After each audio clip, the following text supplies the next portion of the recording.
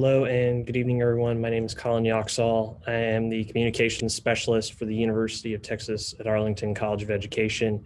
Welcome to our second panel discussion in our panel series, The Role of Educational Leaders in the Post-COVID World. The series is hosted by the college's Center for Educational Research, Policy, and Practice. Tonight's panel on maintaining and building equitable classroom practices is moderated by Dr. Catherine Robert. As a reminder, this session will be recorded and later posted to the college's YouTube page. Before we get started, we'll have opening remarks from Dr. Casey Brown, Associate Dean for Academic Programs. Associate Dean Brown. On behalf of UTA's College of Education, thank you all so much for being here tonight. We appreciate the service that you provide to the schools and students of the K-12 and higher education communities of Texas and across the nation. And we thank you for the job that you're doing in this time of emergency and that you do throughout the year. We are most grateful for the outstanding contributions that you make every day to enrich the lives of students, faculty, and staff. So thank you to our current, former, and prospective students who are in attendance tonight, to our faculty, our staff, and to you, our partners. We're so glad that you're here, and we are looking forward to a wonderful evening with you. Thank you for being here. Thank you, Dean Brown. And thank you everyone for being here this evening as we are so close to a very needed Christmas break. I know that we'll all be excited for that to happen. Tonight's session is the second of 4 panels that discuss the role of educational leaders in our post-COVID world. Dr. Brown, we appreciate your thoughtful and meticulous leadership that keeps our programs accredited in our college, especially over these last few months. As educators, we've all been scrambling to continue the critical work of educating young minds. Here at UTA, we've shifted from traditional face-to-face learning to primarily online instruction in our graduate programs. In the spring, our educational leaders had immediate emergency duties of ensuring student and staff safety, provision of basic resources, and technology access. It was inspiring to see the creative solutions that students, faculty, and support staff found along the way. Unfortunately, there are still many challenges with online and socially distanced learning that we will discuss tonight. As we approach almost a full school year of the pandemic, it is a good time to assess some of these new modalities and consider what we would like to further develop in the future. With me tonight are 3 school administrators balancing equity and access with the primary goal of safety for students and staff. Dr. Dorene Benavidez, joining us from Fort Worth ISD, is their Executive Director of Equity and Professional Learning. Dr. Dorothea Gordon of Grand Prairie ISD serves as their Executive Director of Special Education. And last but not least, Talle Gomez from Plano ISD is their Executive Director of Multilingual Services. Panelists, thank you for joining us this evening. Your work is critical for students with exceptional needs, and you can see from our attendees how much we value your thoughts. We have graduate students, teacher candidates, professors, and administrators in both higher ed and K-12 with us tonight. Our panelists will answer a few questions from me, and we'll save time at the end for questions that guests have entered into the chat.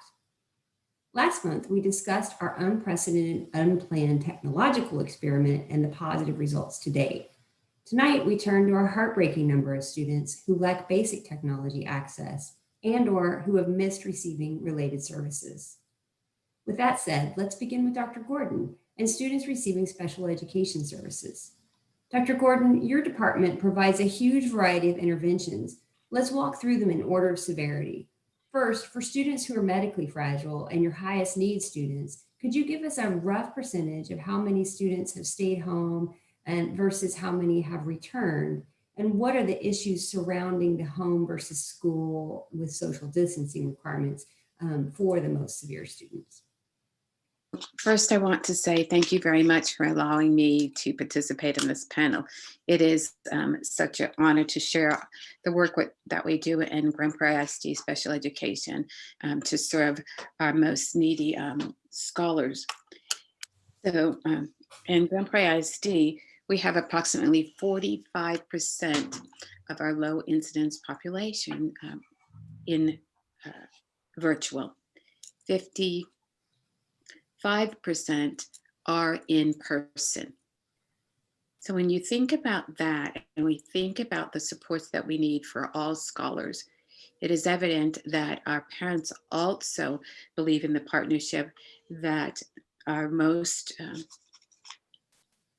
scholars that need us most, it is important for them to be in front of a core content specialist. Our teachers do an excellent job with that. So could you read the second part of the question again?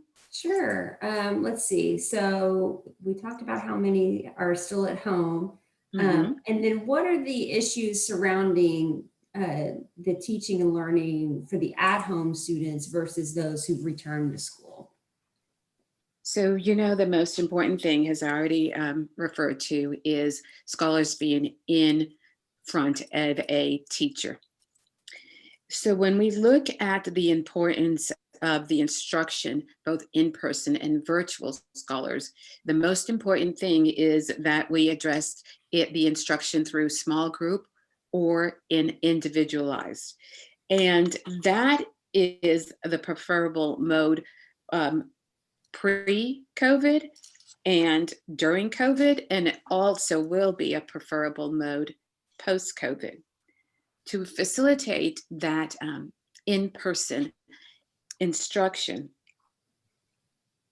both in individual or small group, of course, we know that it's based on our scholars' IEPs, their individual education plan, or when we look at scholars supported by Section 504, the individual accommodation plan.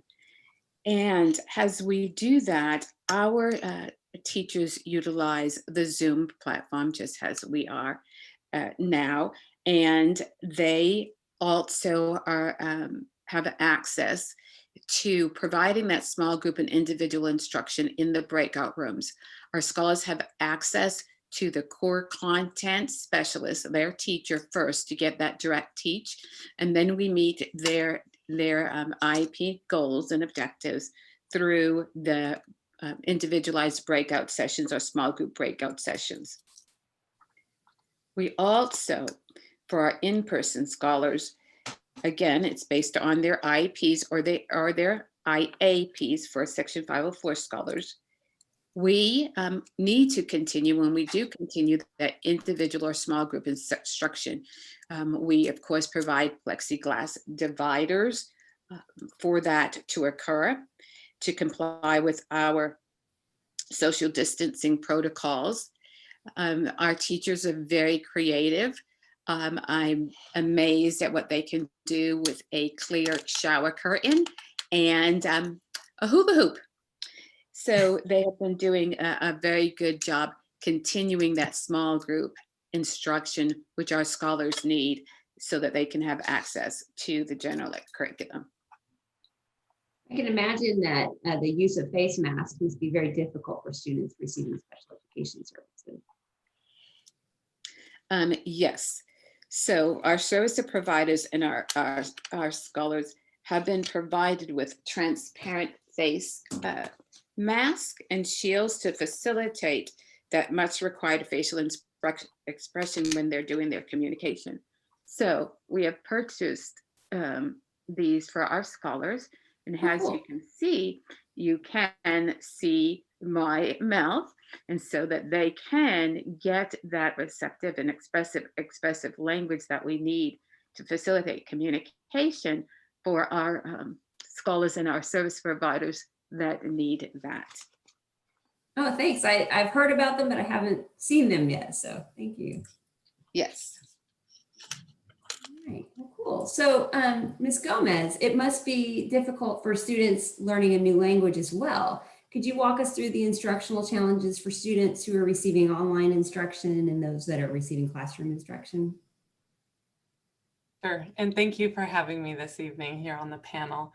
I think some of our challenges may be similar to what Dr. Gordon mentioned about special education students, just because so much of our practice is built around small groups and really targeting the needs of our students, whether it's a content need or a linguistic need. And so we've just found that to be more difficult, both in the virtual setting, because sometimes it doesn't feel as efficient to break up groups. We also have a little bit of a larger class size for our virtual teachers, which makes it difficult to really target the needs of each student. I would say in the classroom, we have a similar struggle and are doing some of those really crafty things that Dr. Gordon mentioned with barriers between students so that you're still able to pull them into small groups and respect our social distancing and that kind of thing. But it just does build some barriers in there that we don't typically have. The other really big one that we focused on a lot as a district is building language is obviously a huge part of our program, anywhere from pre-kinder through 12th grade for language learners. And we've had a lot of discussion as a district around how you do that as well virtually. Teachers have struggled adapting some of the strategies they use virtually. So we have tried to give them tips on how to do that. But then also, some students just aren't as comfortable when they're on the camera as they might be in their classroom setting. So there's a number of things that can get in the way, but what we've really focused on is trying to keep that at the forefront so that we're building language while teaching the content. And similarly in the classroom, some of those best strategies, best practices that we typically use are all about student interaction. And we have to be really careful with that right now as well. And so they've had to really think through which strategies they can adapt to keep students safe and healthy, and which strategies right now they just need to replace with some new strategies or some that they are able to easily use. So I would say, to wrap that up, it really is how to keep building language at the forefront and how to still target the linguistic needs of students, both in whole group and small group settings in virtual and classrooms. For a child coming into a school who doesn't speak the language at all, and in your case in Plano, you guys, how many languages do you think you serve in your school district? We have about 9,000 English learners, and we have close to 120 different languages in Plano. It's got to be pretty frightening, especially if we assume so often that it's Spanish is the second language, but it's really not necessarily the case. And so if someone there in the school doesn't speak their language, that must be very hard for them. Yes, so we're lucky, and I would call this one of our wins, but we have ESL specialists at all of our elementary campuses. So even if they don't speak the native language of the student, they are able to help support the teacher and help pull small groups of students to really target on those foundational language skills. At the secondary level, for high school, we were able to bring in our newcomer, the population that you're speaking about, to our 5-day-a-week plan. Mm-hmm. So we're doing a hybrid plan in Plano, but our newcomers are one of the student groups that we invited to be on campus 5 days a week. So that has really given them the opportunity to participate in that rich classroom instruction and get to know our school system better. So we're lucky that we were able to do that. Yeah, so quite a bit of modification in that case. Yeah. Now, in both of your school districts, do you guys have the challenge of the hybrid teaching? Are your teachers teaching to both kind of quarantine students and to students face-to-face at the same time? At elementary, we are not doing that. Elementary has either dedicated in-person teachers or dedicated virtual teachers. At the secondary level, almost all of our classes, we're calling them COSAT, but they're teaching simultaneously kids in their classroom and kids who are either quarantined or have chosen virtual learning. So that brings a challenge to the teachers. But I'm sorry, just to clarify, for our secondary, when I said hybrid, we have students on an A-B schedule. So they're only coming to school at the high school level 2 days a week. So we were able to invite our newcomers at the high school level to come 5 days a week instead of just coming, presenting themselves 2 days a week, but learning at home the other days of the week. Got it, yeah. Dr. Gordon, how about your special education classrooms? Are they both virtual and in person with the same teacher, or are those separated between? No, our special education teachers provide the instructional delivery to both our in-person scholars and our virtual scholars, with the assistance of their paraeducators as well to facilitate that process. Okay, all right. So Dr. Benavidez, other than the instructional challenges that we've heard from Dr. Gordon and Ms. Gomez, what are limitations that students with multiple needs and are facing, whether social, technological, or economic? First of all, thank you so much for having me here today. I really appreciate it. It's definitely a very important topic that I know we've continued to grapple with as a district here in Fort Worth ISD. I would say, starting with social, one of the things that we did very quickly when COVID first, we all went into shelter in place, was try to figure out the social emotional wellness of our students and where everybody was at.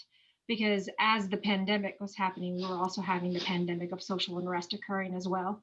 And that's a big portion of the work that we do in Fort Worth ISD. In our division specifically, but it is something that's supported across our district, especially by our board. So first and foremost, our team, both my restorative practices team and our equity team, right away began thinking about how do we reach out to our families. And there's two sides to our house. We also have on our other side the community support services, and that's Dorothea Hall, the other executive director in our division. And her side of the house was going out and doing home visits and checking on students and making sure that they were able to engage, had access. Unfortunately, we're not a one-to-one district. And so we had a huge gap with that. And we were trying to figure out ways to mitigate for it. So reaching out to departments and working with teaching and learning to figure out how we were going to get access to our students at home, because we were on spring break and we weren't expecting to go into shelter in place. So we worked with different departments to try to get as much out to our schools as possible. So in collaboration with teaching and learning and school support services, we put drives out where computers could be handed out to students and they could come and pick them up, because we were trying to pivot as quickly as possible to provide them access at home. But in terms of technology, still, we're not exactly one-to-one yet. We're definitely working toward that, but that has still been a huge challenge for us, is for a household of 5, let's say, and all the students have a computer access at home. Right now, our picture looks more like a house of 5 may have 1 or 2 computers, and siblings are having to share access to technology, and or they're using their phones. I think on the economic standpoint, one of the biggest challenges that we have seen is food insecurities. And so our division has been able to help support throughout the city of Fort Worth, partnering up with pantries and the food distribution centers here in Fort Worth to hand out food to our families and communities. But we've done a lot of this through social media and trying to do announcements and things that families can do to help not only support their families, but also the things that they can do to help support themselves as well. I think the other piece on the economics is that we've seen a lot of our students having to work and help support families as well. So in our high schools, we've got a large portion of our students who, and I say large, 45% is a pretty large percentage, where we're finding out that they're working. And so it's not that they don't necessarily want to be in class, but they're having to find other times to be in class because they're helping support families. So those are some of the high level things that we have seen over the last 9 months. And I don't foresee that changing anytime soon, because we're still at a standstill. We don't really know what's going to happen next. Yeah. So. Wow. So you handle the teaching and learning. The other half of your department is doing the kind of the everything else. Yes. So the other department does stay in school. So we have stay in school coordinators who go out to the homes and they help with the home visits. We have our family action team who helps provide some of the food and other services like help with utilities and finding mental health services. And then we have another side of it that does the adult learning. So finding families who are still needing to engage or going through certification programs.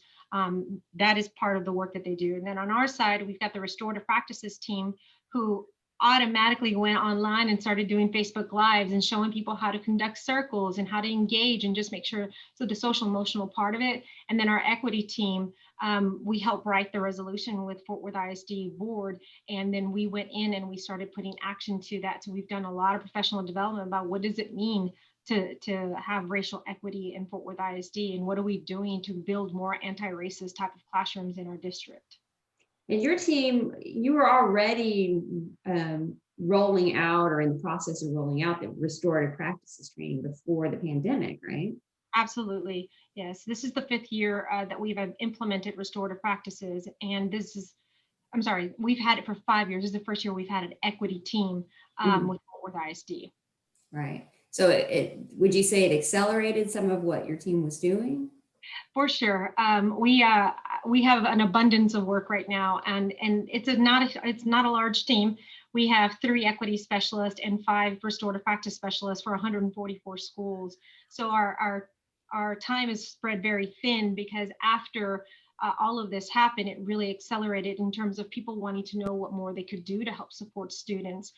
So the professional development side of it really enhanced a whole lot, and we created a lot of the PD for schools, but then we started to provide the professional development to more departments like teaching and learning, student support services, HR. Like, they wanted to know more about how could they engage in the work so that they could really be cognizant of the equitable practices that were occurring within their either division or department. Yeah. Wow. This is just so much all at once, right? Yes. So I'm good with it.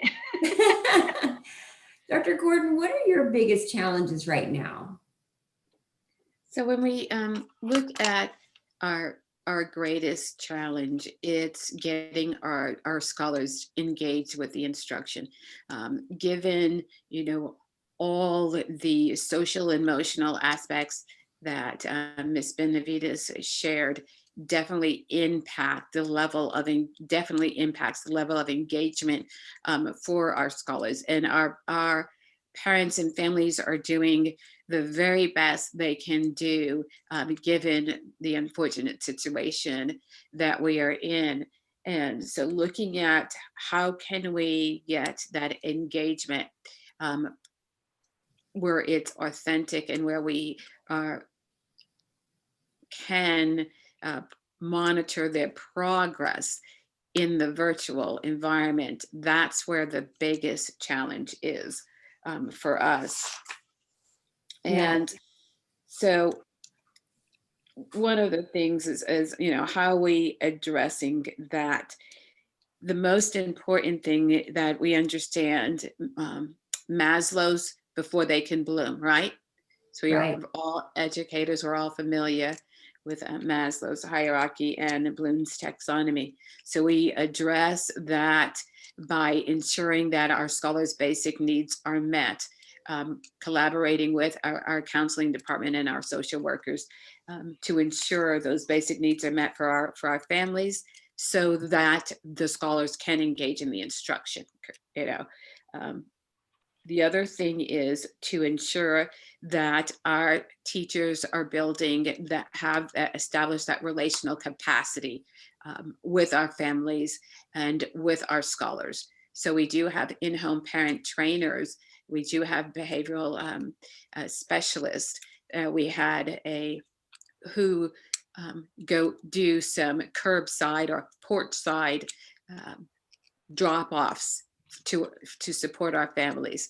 We have what we call a behavioral hotline, which is available to our parents, where they can call in and a behavioral specialist will get in contact with them and schedule a time and just listen to them see what resources they need and provide them with the resource, connect them with community agencies so that they can have their basic needs met in order for our scholars to be engaged.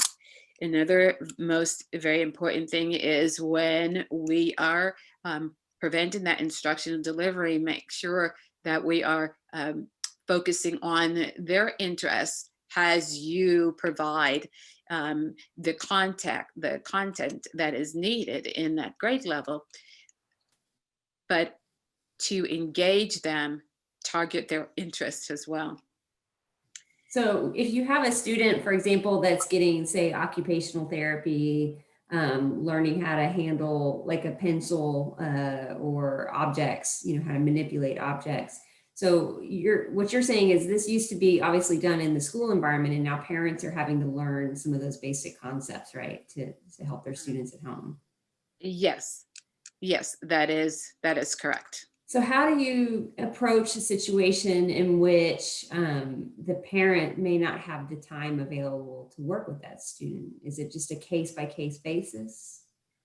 Yes, most definitely. It is a case-by-case basis. And that goes back to the importance of building that relational capacity with our parents, listening to them, talking to them, but first making sure their basic needs are met in order for us to get at the important work of learning. We do have some scheduled appointment OT-PT times where the OT or PT reaches out to the parent. They schedule, for our virtual scholars, of course, schedule a time where they can come in and receive that service. Okay. Well, thanks. Yeah, it helps us to kind of think through individual cases. As you can imagine, being that parent who's juggling a job and a student with high needs. And, we hear stories of parents with multiple children at home with multiple needs. Yes. So that must be quite a juggling act. Yes, very, very much so. Our parents, of course, we have had our parent workshops helping. One that we have annually is helping me understand my scholars IEP. Of course, this year we had to do it virtually. And so we set appointments where the parents are one-on-one with our leadership team, our assessment team, and they just ask questions about their scholars IEP. How is it implemented? How can I support that at home?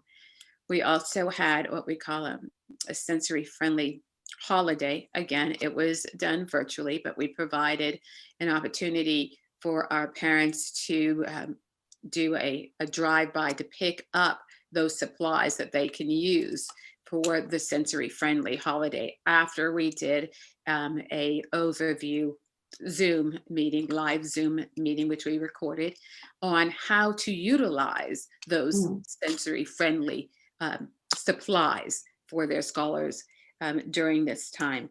Pre-COVID, we did it all together, face to face, but we had to transition and to meet the needs of our scholars in this virtual environment. It sounds like fun, although I know it's an issue of need and learning, but I think we could all use a squishy ball right now, right? Okay, so Ms. Gomez, how about your department? What are the biggest need? What's the biggest need for your ELL students and families right now? I think the biggest need is making sure that our EL families stay connected with our district. We have learned quickly through this how much they depend on staff on their campus or depend on certain ways of communication, and maybe can't access some of the ways that we've really been utilizing during this pandemic. So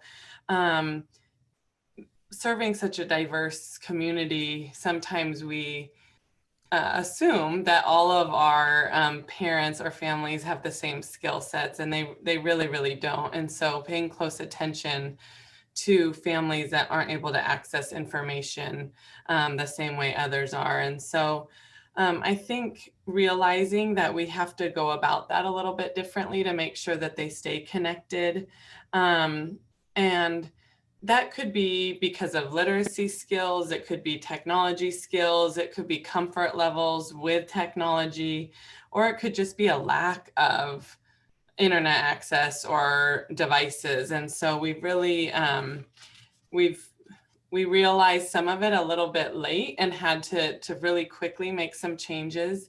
But we've learned a lot from that, and we've realized from it, we were lucky enough to be a one-to-one district when this happened, but we didn't realize how many families we had that did not have internet access at home. Mm-hmm. So we quickly as a district tried to get what are called MiFi spots.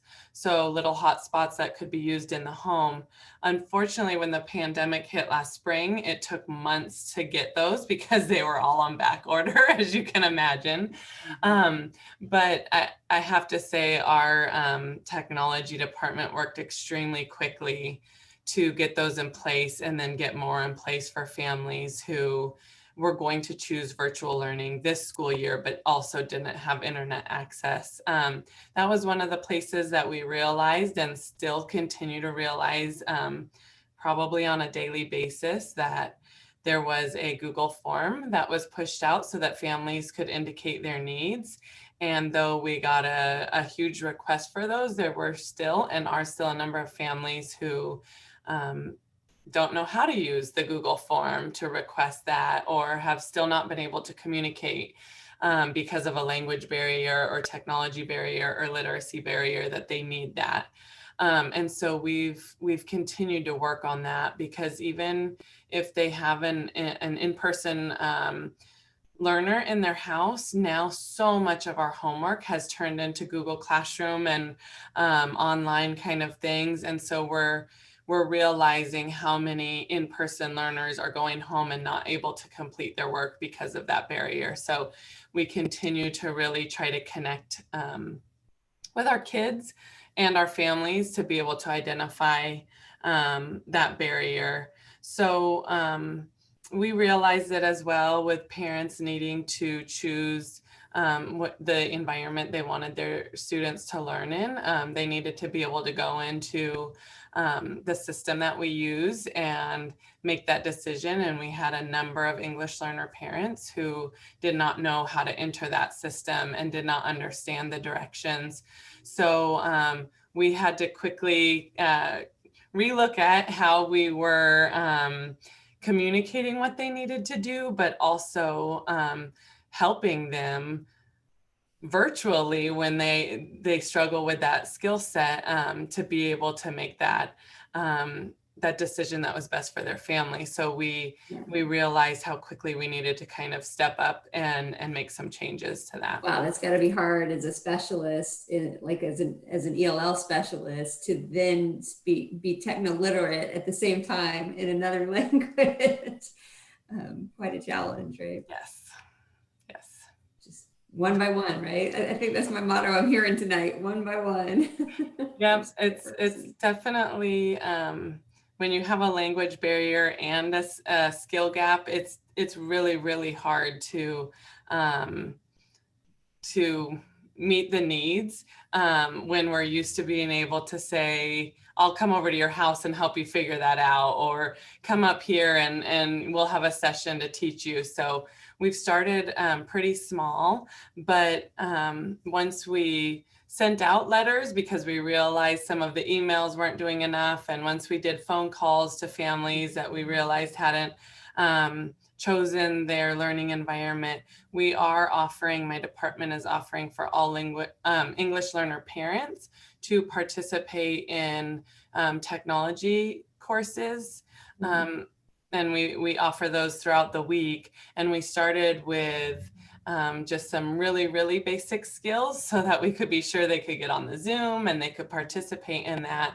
And now we've realized we have a couple different parent groups. So we're differentiating from these parents are really ready to work in a Google Classroom and figure that out, to parents who still, just need to even the basics of understanding how to write an email so that they can communicate with the school. So that's been a great opportunity for us to help build the parent skill set, which will help in the long run as well.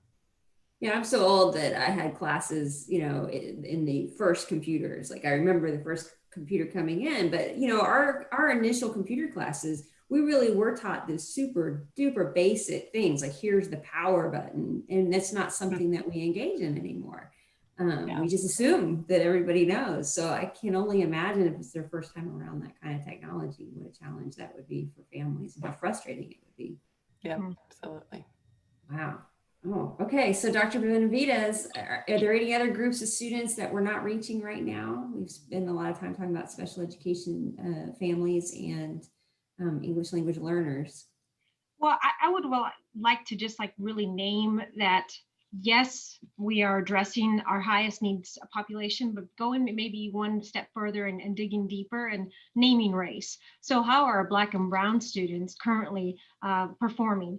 And so that's something that as a district, we've been super intentional about is, with our special education department, like working with them and figuring out, all right, for the percentage of our Black and Brown students in SPED, what is it that their needs are? Or our ELL students, how are we reaching them and are we communicating and getting them the services that they need? To your point, Ms. Gomez, are we able to provide some of those services, through online and or face-to-face? Because it's something that we need to continue to enhance for learning to occur. One of the ways we have looked at to try to help support from the Division of Equity, we're really fortunate that we've got some donors who have given us some grants. We're going to start a homework hotline, and it's specifically to target our Black and Brown communities, but it's really to help enhance all students here in Fort Worth ISD. And that hotline will be available for K through 12 students. And it'll be specific to where if you're kinder through first grade, you will log on into this area, so on and so forth, at least twice per week, because we do know that there are parents who don't have an understanding of how to help support with technology. There are parents who are still working and may not be able to get that access to our students. And so we really want to make sure that we've created a space for that opportunity and access and try to level the playing field at some point. And we know it's not going to be at 100%, but it's an opportunity for students to engage with an adult after hours. And that's another area, that, like I talked about earlier, where we know there are students who are working and may not have understood what the expectations for assignments that were posted on Google Classroom. So that's definitely an area. And I know you asked about students, but the other area that I really feel like we need to pay some attention to is the adults in our school, because I know that we have overextended them in so many different ways. We talked about hybrid learning earlier, and if I were a teacher in the classroom right now, I know that I would be struggling to manage both, right? To have students online and I'm also teaching face-to-face.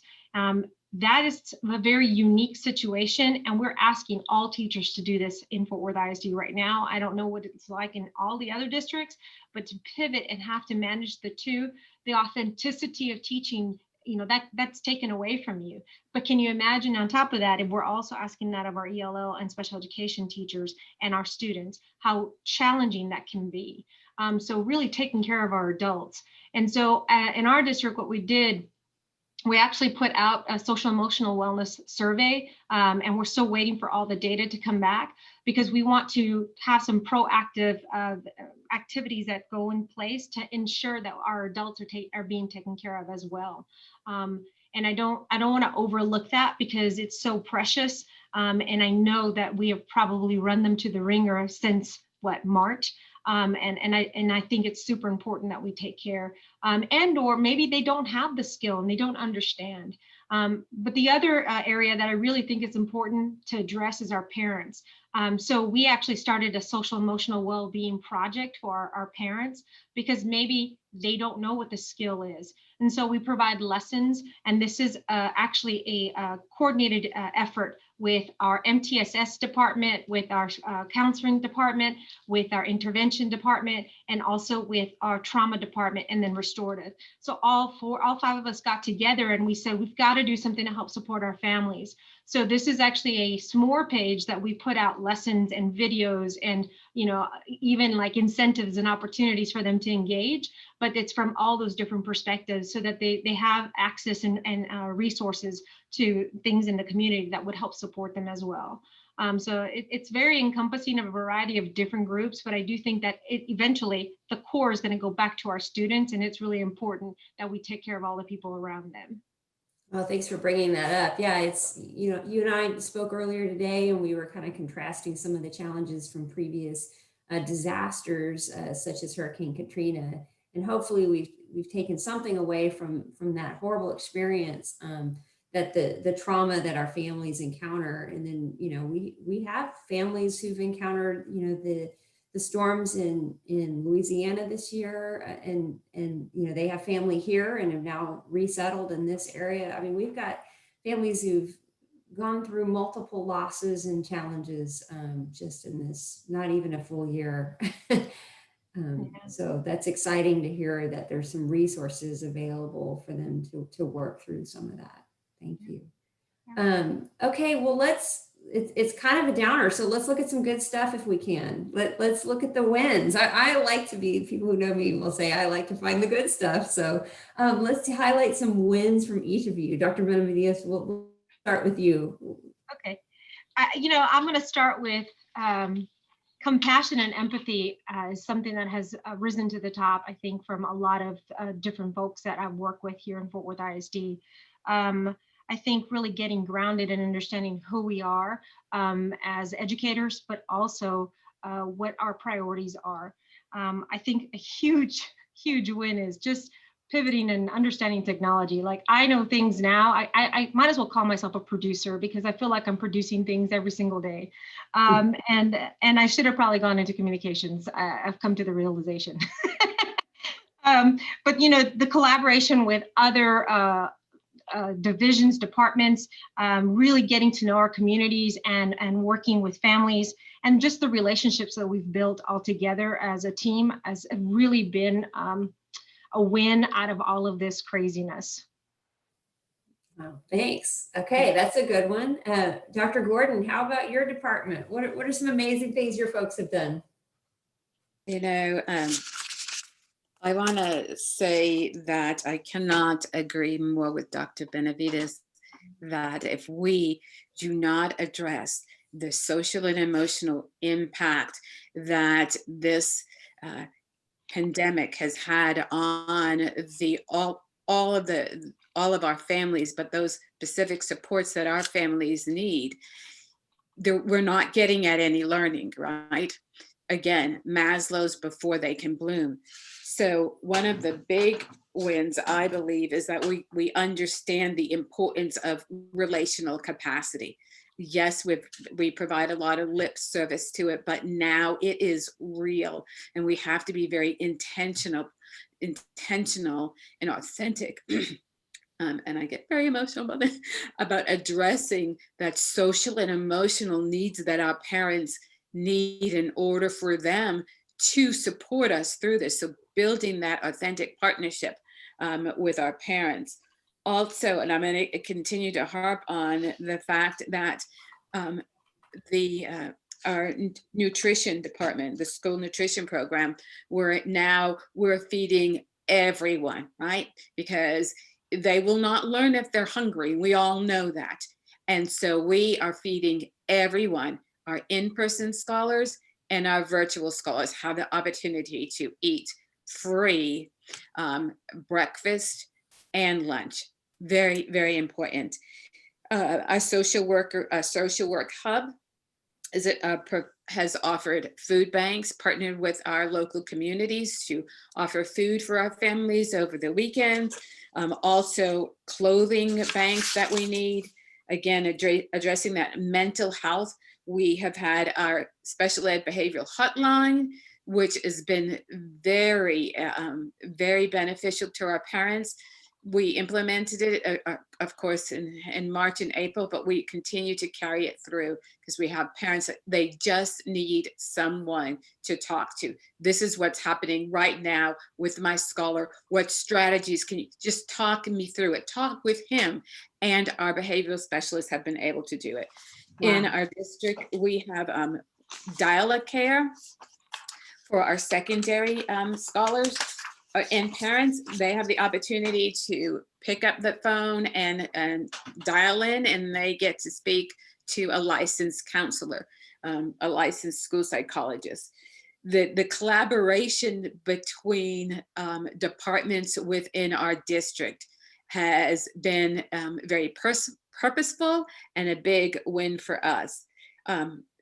Being equitable with our practices, you know, accessing the technology. We have provided hotspots to all of our families. We are one-on-one.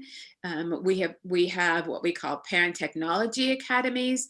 Again, just as Ms. Gomez and Dr. Benavidez shared, we have to be able to teach our parents so that they can support our scholars. Our parent clinics have been very successful, though they have been virtual, as I already talked to about our sensory friendly holiday Zoom meeting that we did with our parents, and the drive-by picking up those sensory manipulatives. They were very appreciative that we had to make more sensory bags for them and add another day for them to come by and pick them up. The other thing is, and I would not have thought that this would be very popular, but having the access to attend ARDS, that meaningful parental participation virtually. So, you know, our parents would have to take the day off or the afternoon or the morning off to attend an ARD meeting. Now they participate by Zoom, right? So I'm telling my boss, I just need an hour. I'm not going anywhere. Just give me a conference room where I can sit and participate and engage in this building of our IEPs for our scholars. That has been very much valued and appreciative by our parents. I also want to say the virtual assessments, and I was not one to begin with really behind this, doing these assessments as much as we can. Of course, not all of them can be done virtually. However, it has worked. Okay. And our parents are very, very appreciative of those. So there are several things that we need to be thankful for. And I heard this quote, you know, with great chaos comes, you know, great thought of mind, great action. And that is what the pandemic has brought out in all of our districts. I sit here and I shake my head listening to Ms. Gomez and Dr. Benavidez, just amazed at how educators pivoted very quickly in order to support our scholars. Yeah. Well, Ms. Gomez, what are the wins in Plano? I think we share some of the same wins. I think all of our skill sets have really grown because of this, maybe more quickly than we had planned. I think part of it is similar to realizing that you can hold an ARD virtually, you can hold an LPAC meeting virtually.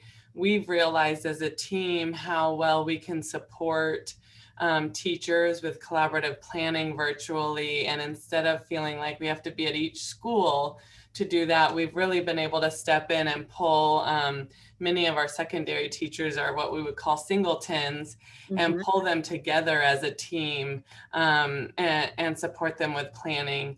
I think part of that it can help grow a skill set, but part of that is to help that adult social emotional need where we have to figure out right now how we can give and take, right? And how teachers can support each other through this. So that's allowed us to do that. I think it has allowed us as a district to identify some really great needs that our families had that we maybe weren't as aware of as we needed to be. So really stepping up across departments like they've both mentioned, and supporting with food insecurities, supporting with just so many different resources that maybe they were struggling through on their own previously. And it's just gotten maybe a little bit of a bigger need right now, but they were pretty severe needs beforehand, and we weren't as responsive maybe as we now know that we can be. I would also say that I mentioned the 5-day-a-week plan for newcomers. I think that's a huge win for us to be able to have our kids come in 5 days a week. I also had mentioned earlier that at the elementary level, we are able to have teachers who are able to solely focus on either in-person or virtual learning. And so we very quickly made a decision this summer for our bilingual learners that we had these percentages that didn't quite allow us to do that with them spread out across campuses. So we very quickly built a bilingual academy, a virtual bilingual academy, and we pulled our bilingual learners who chose virtual learning into that academy, and we pulled teachers from across the district, which we really feel like, and we've been monitoring it closely, has really allowed those teachers to meet the needs of their students virtually and really grow a skill set with virtual instruction, and has allowed the in-person teachers to do the same with their students. So I think that's a huge win. The other one for anybody who has been a bilingual teacher or who has worked closely with them, so many times they have maybe, I was lucky when I was a teacher to have one bilingual partner teacher. And so doing this, we've been able to build these pretty big teams of 5-6 teachers per grade level. And so they've been able to really support each other well with planning and you know, just the team support that's needed right now. And so that's a huge win for us. And we feel like we've really been able to meet the kids' needs, but as mentioned before, also the teachers' needs by not spreading them quite so thin with trying to meet those two different learning environments at one time. Wow, I'm happy to hear that we had some good things that have come of this. It's important to keep looking for those. I did get one question sent to us from our incoming department chair, Dr. Ledvick, has asked, and it's a really great point, what can we do at UTA to support you in your work? So as your partner institution, what is it that we can do with incoming teachers, incoming administrators, or as an institution? Ooh, can I go? Yeah. So, you know, I shared with you earlier today, I think one of the biggest areas is the culturally relevant pedagogy for our teachers. You know, from an equity standpoint, I think we have a lot of teachers who have a standard of what education looks like, and really changing that up and really thinking outside the box. Because especially in this virtual world now, we've had to make the adjustments, and the teachers who are doing the intentional work are definitely seeing more successes. So I think if there's anything that I would recommend is really talking through like what is culturally relevant pedagogy, and how do we embed that in everything that we do across the district. So it has to be in every part of our work. It can't not just be in teaching and learning alone. It's got to be in all aspects of the work that we're doing. And I think everyone, I know I had a culturally relevant class, but it was one class, and I don't know that it was embedded in all the work that we were doing. And so making connections for our students is so important and relevant, because if we don't connect them to what it is that they're learning about, they're never going to really reach and understand those opportunities and access that are out there for them. So that intentionality behind the culturally relevant pedagogy is going to be super important. And I would say not just for undergraduate, but for graduate programs as well. And I'm going to do a shout out to UTSA, because I tell you what, It wasn't until I was a graduate student in the doctoral program that I really learned and understand who I was. And that's unfortunate because I was 40 years old when I started. So it shouldn't take that long for us to really go deep and getting an understanding of who we are as learners and also as educators. All right, well, that's our marching orders on culturally relevant pedagogy. Got it? Okay. Dr. Gordon, we've started a master's degree in special education. What else can we do? I know. I'm very excited about that. I would say that all undergraduates should not just have one class focused on providing supports or understanding of special education. I think all general educators should be required to have a special education certificate. So that's something else you guys need to start working on. I'm sure Ms. Gomez will say ESL too. I mean, it's already, most districts require that ESL training, that ESL certification. I think that we as LEAs need to really consider that everyone gets a special education certification as well. I do want to say this win for all of us as educators doing this important work, that within a matter of months, we were able to transition, to pivot on the dime from in-person instruction to virtual instruction to meet the needs of all of our scholars. What organization can do that, you know, but we as educators, and that speaks to why we do this important work, because I can tell you, I've been in it for a long, long time, and it's definitely not the money, right? Definitely not. So that is a big win for all of us. I want to say thank you for all of us who are partnering for the well-being of our scholars in life after GPISD, right? Life after Plano ISD, life after Fort Worth ISD. What are we doing for all of our scholars? Yeah, and as educational leaders, hopefully we can bring that awareness to our, spread it across the districts. Ms. Gomez, last word on this. And so from that perspective of educational leadership, what else do we need to make known to educational leaders as a result of this?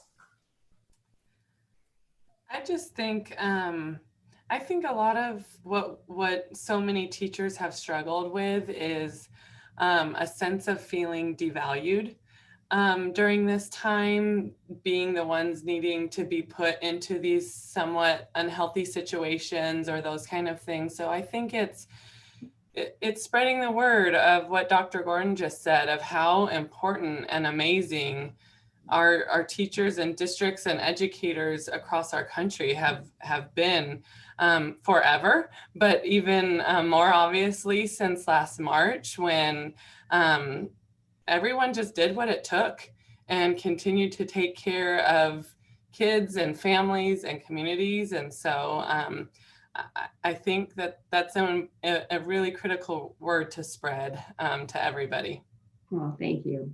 Well, we could easily continue discussing this for hours, but unfortunately, we're about out of time for this session. I'd like to thank our panelists again for their time. I'd also like to thank Casey Brown, Colin Yoxall, Brian Brown, Peggy Simmingson, and Tatiana Kurchkina for their efforts in facilitating our conversation. Don't forget that the recording for this session will be available for access, and don't forget to register for our next session on meeting safety and security needs, which will be on February 23rd. I'd like to thank you again for attending, and good night, everyone. Have a nice evening. Thank you. Good night. Thank you all. Nice seeing y'all.